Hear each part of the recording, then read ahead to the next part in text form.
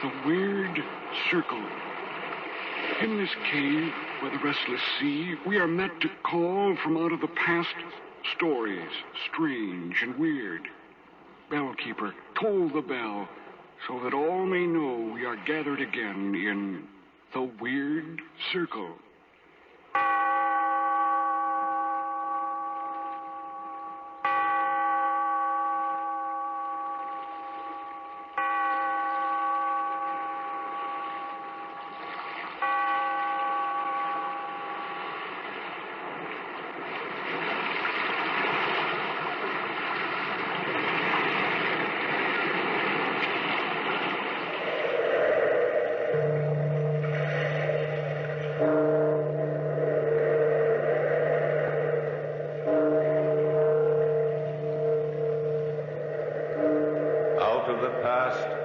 Phantoms of a world gone by speak again the immortal tale, a terrible night.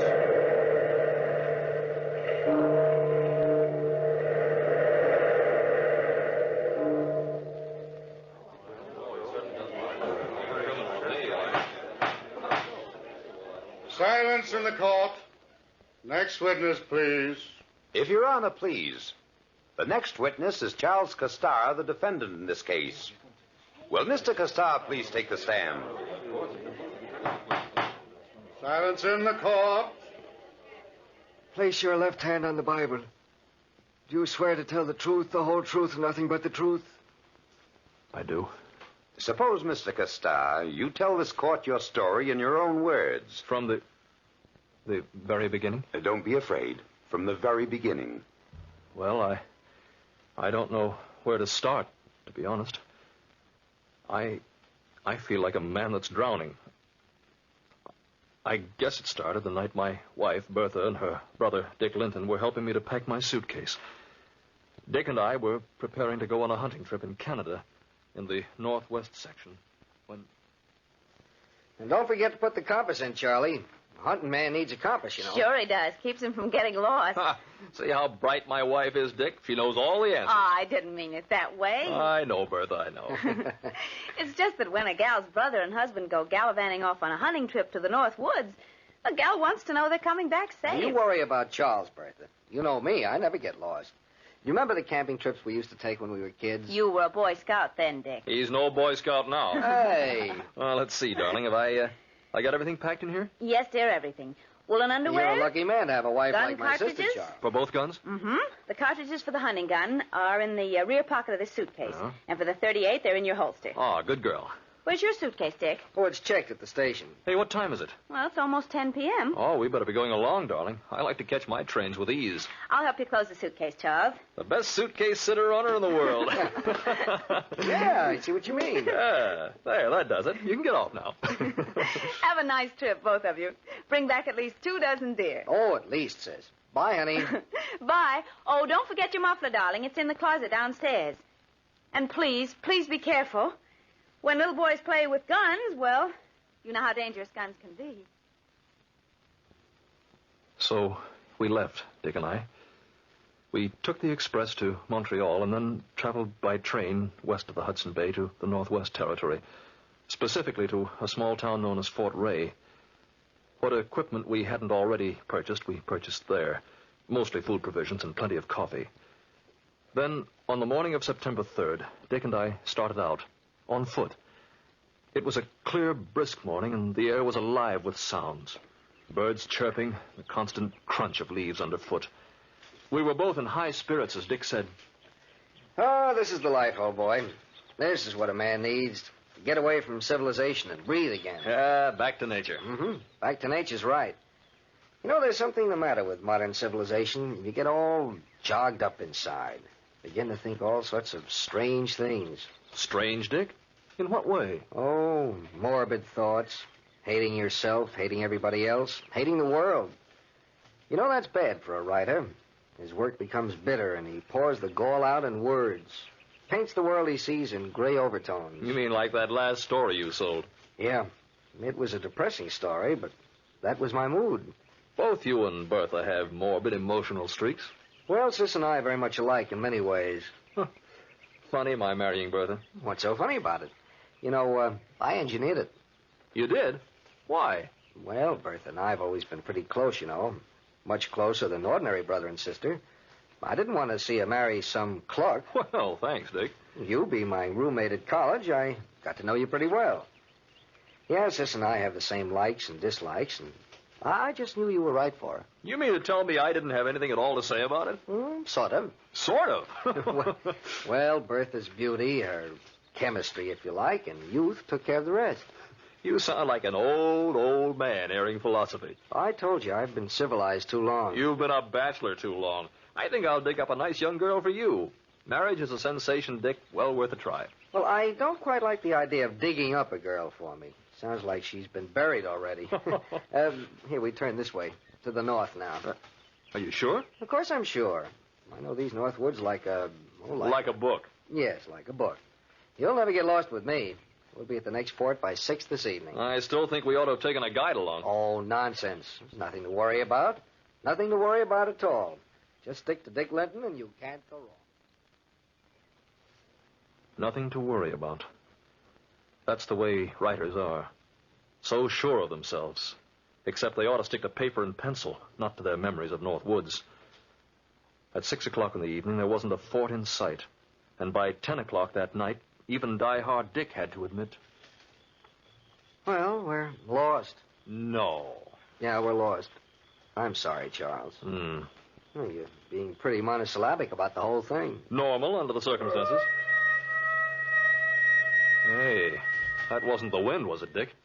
No, wolves. Wolves?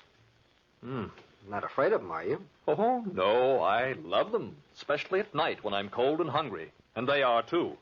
Well, we'll have to sleep in the trees. You'll have to sleep in the trees. I wasn't built that way. You can't sleep on the ground. You'll never live through the night if you... I'm not sleeping on the ground, Dick. I'm walking until we find someplace. Well, we might not find the fort till tomorrow morning. Or tomorrow evening. But whenever it is, I'm going to find it as soon as possible. Even sooner than that, if that keeps up. You coming with me? Sure, I'm with you. Oh, boy, I'm hungry. Oh, say, wouldn't a nice, thick, luscious steak taste good? You know, one of the charcoal broiled variety, dripping with butter and fried onions. Oh, stop it. Or one of Bertha's lamb stews with mashed potatoes and rich tomato gravy. If you want to die, just keep on talking. Just the thought of food, and I'm a murdering maniac. Oh, how about a real English roast beef with Yorkshire pudding? Oh, you're asking for it. I wonder just how hungry that wolf is. Maybe he won't mind if his meat isn't cooked, huh? I'm sure he won't. They're carnivori, which means in Latin carnivorous, or man-eaters. Hey, Charlie. Huh? Look, straight ahead of you. Isn't that a light over there? Well, yeah, I think so. Hey, maybe it's the fort. No, it's not the fort here. We're miles off the beaten track. Well, what is it then? I don't know. Looks like a cabin from here. Oh, I'm not particular. Let's find out. Fine, I'll lead the way. Oh, no. You've led the way so far, but this time, Dick, my boy, I'm leading. Follow Charlie and see some food. Food? Food. Whoever lives there must eat. Maybe it's not steak, but it's something.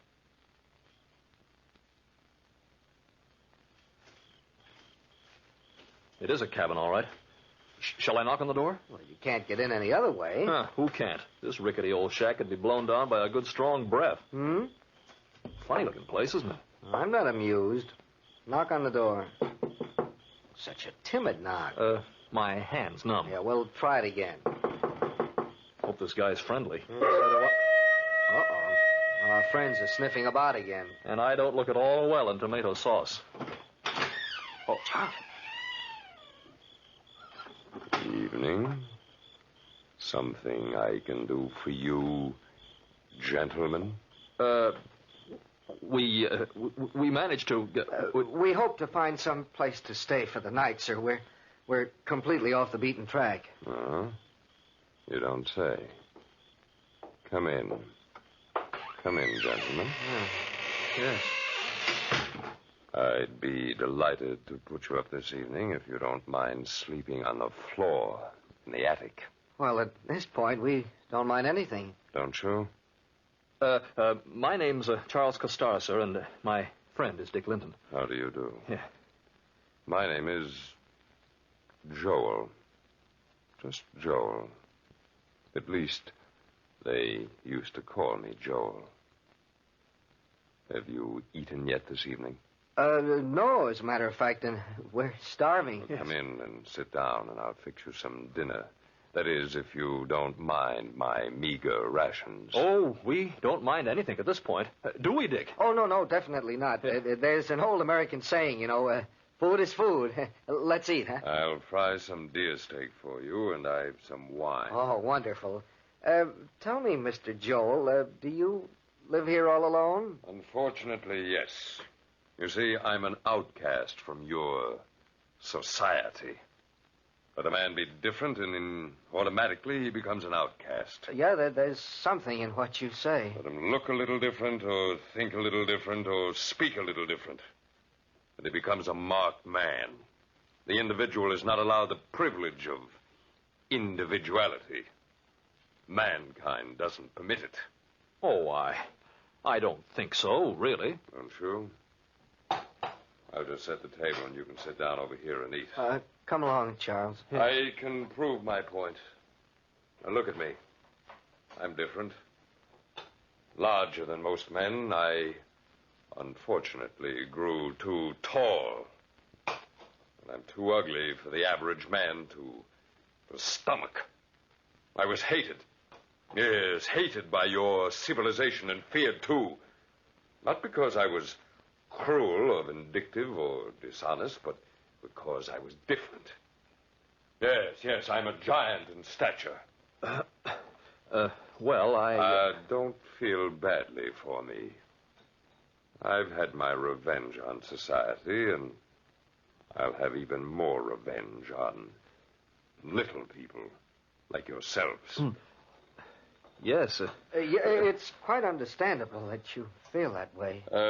Gentlemen, before you sit down to dinner, allow me to hang your hunting guns up here.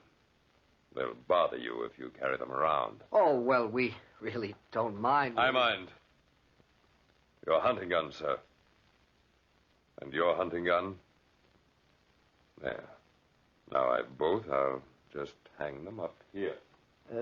You say you live alone, Joel? Yes.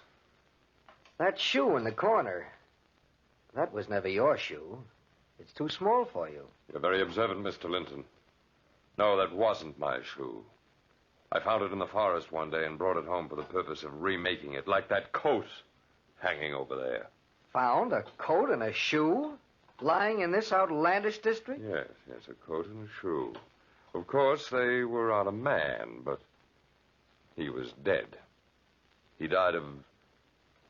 I don't quite know what he died of. His legs had been gnawed off by some prowling beasts.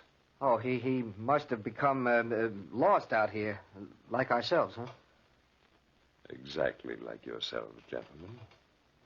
Exactly like yourselves.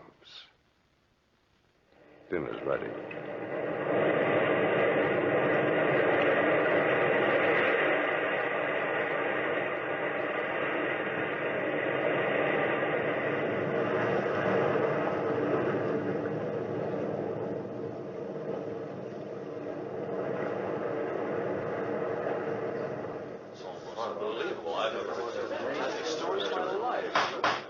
Silence in the court. Silence in the court. Go ahead with your testimony, Mr. Castar. Well, you can see what a spot Dick and I were in. We didn't trust that man for a second. Believe me, he was... Well, darn it anyway, the man was unbalanced. It was well after we finished eating dinner that Joel lit a good, warm, roaring fire in the fireplace, and then... Well, gentlemen, it's time to retire. I'm sleepy, and I'm sure you two are. Yes, very sleepy. Mind if we take our guns upstairs? I'd like to clean them. You won't need them this evening. You can clean them in the morning. Come along, please. Come on, Charlie. Yeah, I'm right behind you, Dick. Be careful of this stepladder. It's rickety, to say the least. So I notice, yeah. I'll go first and get the blankets out. Yes, fortunately, I have 2 blankets up here, although they're musty enough. Oh, don't worry about us. All right. Come up now. Right away. I'd feel a lot better if I had those hunting guns. I don't blame you. You can see for yourself, Mr. Linton, that this attic is not accustomed to guests. musty, and the spiders are troublesome to strangers. Spiders? They are my friends, my only friends. They say he who shares a roof with you automatically becomes your friend. They have shared this roof with me for many years. Good night, gentlemen. Sleep well. Oh, good night. Great Scott, what kind of a mess have we gotten ourselves into? I don't know. He's got a cog loose in his mind somewhere, that's certain. Very certain. What'll we do? I'll tell you. One sleeps and the other stands guard. That won't do us any good, Dick. He's 10 times our size, and besides, we're unarmed. I've got your 38 in my pocket. You forget about it, huh? Yeah, I did. Look, through these boards in the attic. You can watch Joel very easily. The fireplace throws a nice light on him. How will we arrange the watch? Well, you go to sleep for an hour. Yeah. Then I'll wake you up, give you the gun, and then I'll go to sleep for an hour, and you stand guard, okay? Yeah. What time is it now? 1 a.m. What's he doing down there? He's curling up on the floor near the fireplace. About to go to sleep. I hope he sleeps well. Too well to wake up. In case he doesn't, I hope your gun works. That's all. Oh, I'm so sleepy. Good night. Proceed, Mr. Castar. Yes, I put my head on the floor and slept. But I slept a troubled sleep, a restless sleep, and my hands kept clawing the floor, a floor that was alive with insect life. Then, no sooner had I put my head on the floor than it seemed Dick nudged me. Wake up. It's 2 a.m. Huh? Oh, okay. What happened? Nothing. It's your turn now. Oh, I'm really licked. Really licked. So much walking and then all this. He was quite right. All this. He lay down on the floor, and soon he was sound asleep. Sleeping like he was drugged. Poor Dick was all in. I sat upright, concentrating on sitting upright, to keep my eyes from closing. I was so tired, and my blood ran cold as I kept my eyes glued to the still figure which lay beneath us. The hut was so quiet that my wristwatch sounded like the beating of tom-toms in that silence. Tick, tick, tick, beating off the seconds, perhaps slicing off the seconds left of our lives. And I waited and watched. Then suddenly the huge figure beneath me stretched his huge form in front of the fireplace and yawned. His large, expressionless eyes sought mine through the planks of the floor, and I thought for a moment he saw me sitting there. Perhaps my crouched figure in the attic somehow threw a shadow down on the floor of the hut below. Then he arose, cat-like. That huge form arose gracefully and quietly. He eased himself up and walked to the door, as if listening for someone or something. Then, just as quietly, he opened the door and... Yes? Yes, come back shortly. He said, come back shortly. Who was he talking to? And what was he talking about? Come back. Come back to murder us. He shut the door just as gently as he opened it. And then returning to the place before the fire, he again curled up near the warmth of the blaze. I glanced down at my watch. It was 3 o'clock. I nudged Dick, gently at first, and then harder. Dick, your turn. Dick, wake up. Oh, we're up so soon. Yes. Here's the gun. Okay, I'm awake. Anything happened? Listen, he's got an accomplice. What? Somebody was standing outside the door a while back. He told him to come back shortly. That explains the small shoe, maybe. Maybe. Oh, I'm so tired, I don't think I can sleep. I don't think I can sleep. You'll sleep. Just relax. I don't think so. Really,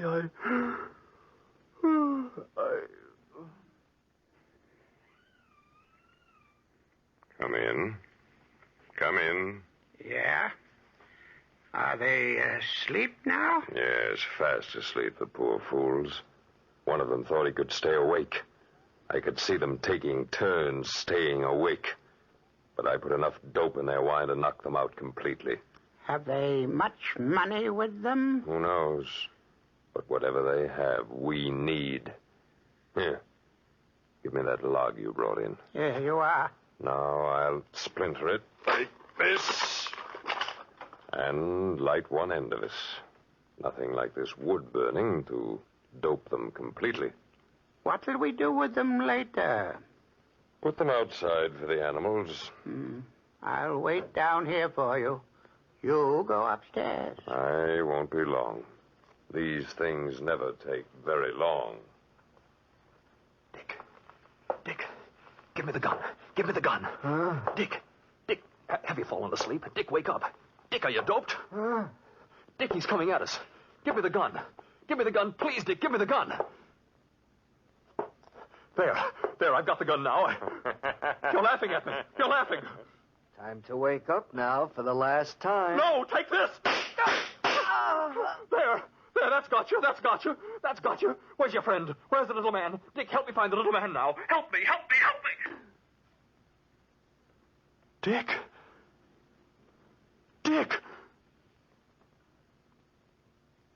I was stunned. Completely stunned. The room looked strange to me. The smoking gun in my hand looked strange to me. The whole world seemed to blot out in front of my eyes, and suddenly I looked down at the dark mass lying at my feet, and then I looked up. My eyes were absolutely level with Joel's eyes as he climbed up into the attic. Then, in a voice filled with horror, he said, Great Lord, sir. What have you done? You've killed him. And he was just about to wake you. Yes, I killed Dick Linton, my best friend, when he was just about to wake me. I'd been dreaming, and I killed him. Thank you, Mr. Castar. My next witness is Dr. Harding. Now, Dr. Harding, will you please take the stand? Yes, sir.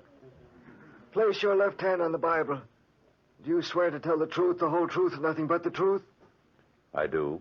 You heard the testimony of the defendant, Dr. Harding. I did, sir. Is it possible for a man asleep as he was, to fire the gun load at his best friend because of a nightmare? It was more than a nightmare. It was somnolentia, sleep drunkenness. Overtired as Mr. Castar was, his nerves were overtaxed, and his fears and suspicions had been aroused. This result is perfectly natural and certainly medically sound. The defendant was not in his right mind at the time of the murder. Thank you, Dr. Harding. Gentlemen of the jury, to sum up this case, Joel the Giant had told his guests the truth about the shoe. At the time he opened the door, he was just talking to his dog, who had been scratching outside. But to a man mentally exhausted and filled with fear, Joel's actions were certainly those which would arouse suspicion.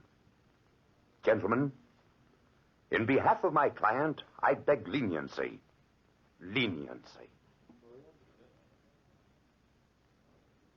Bertha, please, darling. It was all explained in court.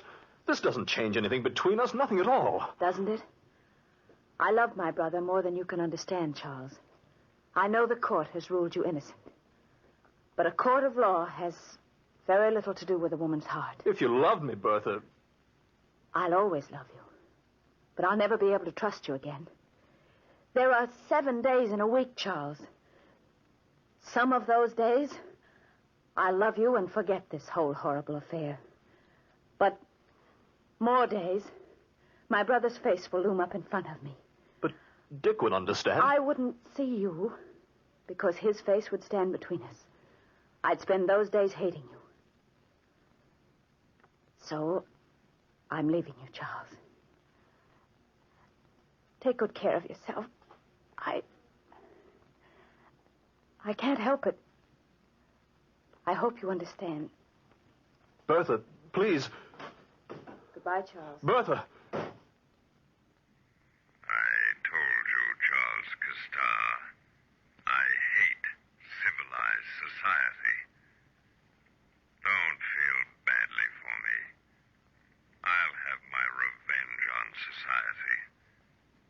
I'll have even more revenge on little people like you.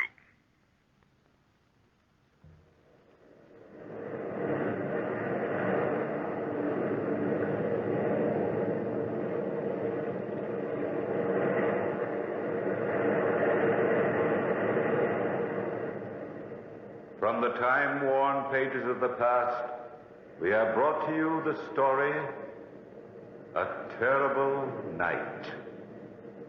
Bellkeeper, toll the bell.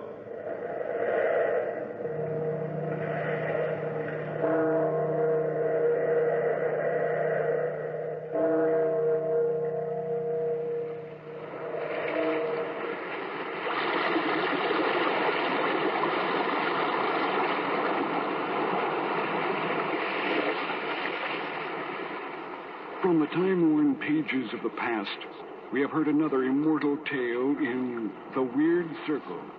Bellkeeper, toll the bell.